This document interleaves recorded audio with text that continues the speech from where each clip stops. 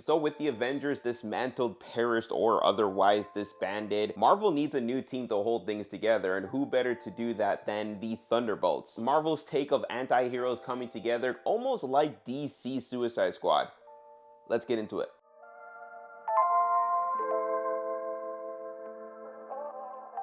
Firstly, my respect goes to Marvel for tying up loose ends as well as giving closure to some character arcs and plot details. And to do so in a film that people had a lot of doubt in was bold, but honestly, bold is what was needed. Coming off of a slate of projects after Endgame, all seemed lost. Kevin Feige is essentially the avatar for Marvel, and when the world needed him most, it almost felt like he vanished until Deadpool and Wolverine came out, and since then, it almost feels like he came back and mastered the four elements. Having Thunderbolts take a spin on a team of egos coming together to save the day was pretty cool. Pretty much everyone is like Iron Man and Captain America. They all have great ideas, they all want to execute things, they're all sarcastic as hell, and they all just want to get the job done and survive. There were a couple of moments where they found themselves in interesting situations, and I was sitting there like, okay, what are you going to do now? How are you going to get out of this situation? The first kind of annoyed me because they were trapped in a vault and then they were looking for a power supply, and you're thinking there's no way that they're going to put the power supply within the vault that's supposed to keep them there.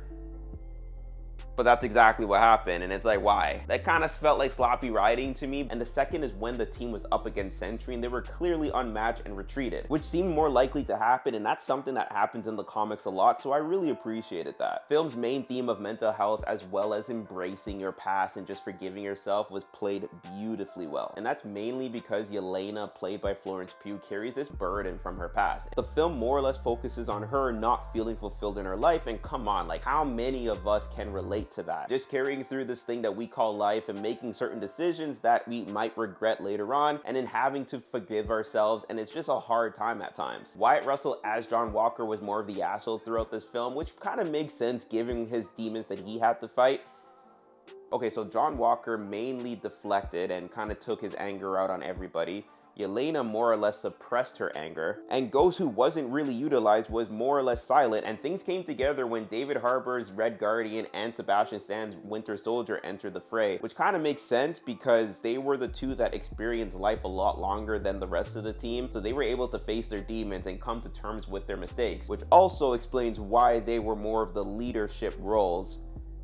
So that's pretty cool, actually. Anyways, I digress. Throughout the film, I don't know if it was necessarily intentional, but I saw a correlation between scenes in this film and two particular anime. Number one, tying to Naruto Shippuden when Naruto is training under the Waterfall of Truth and having to face and embrace his dark side. And the big one for me was when Valentina, who really just pissed me off a lot of the times throughout this film, but when she was talking to Sentry to essentially control him and his powers, reminded me of Pokemon the first movie. Very heavy on the Giovanni and Mewtwo vibes, which even played out the same way. A lab experiment realizing that he's stronger than his said boss and doesn't need to take orders from anyone. Thunderbolts, however, did not come with its own issues, and for me, it was really just Valentina. I feel like they've used that formula of a power-hungry manipulator who wants control of the strongest being and just used it again. Another issue I guess I had was the utilization of Sentry and Void. I do definitely feel like there could have been a whole lot more. I don't know, I think if you're going to introduce a character of this magnitude, we could have done a little bit more with it, but honestly, it wasn't